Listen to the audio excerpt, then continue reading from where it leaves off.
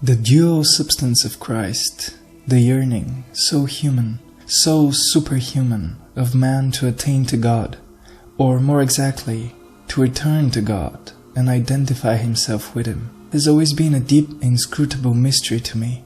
This nostalgia for God, at once so mysterious and so real, has opened in me large wounds and also large flowing springs. My principal anguish and the source of all my joys and sorrows from my youth onward has been the incessant, merciless battle between the spirit and the flesh. Within me are the dark, immemorial forces of the evil one, human and pre-human. Within me too are the luminous forces, human and pre-human, of God. And my soul is the arena where these two armies have clashed and met. The anguish has been intense. I loved my body and did not want it to perish. I loved my soul and did not want it to decay.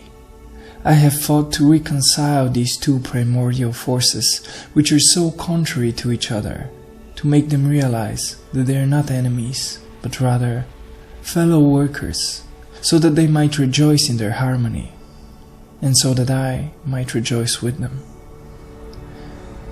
Every man partakes of the divine nature in both his spirit and his flesh. That is why the mystery of Christ is not simply a mystery for a particular creed. It is universal.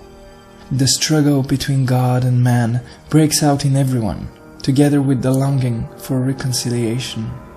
Most often, this struggle is unconscious and short-lived.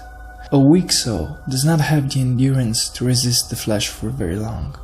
It grows heavy, becomes flesh itself, and the contest ends.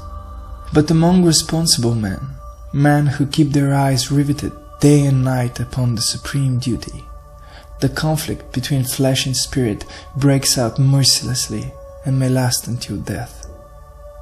The stronger the soul and the flesh, the more fruitful the struggle and the richer the final harmony. God does not love weak souls and flabby flesh. The spirit wants to have to wrestle with flesh which is strong and full of resistance. It is a carnivorous bird which is incessantly hungry.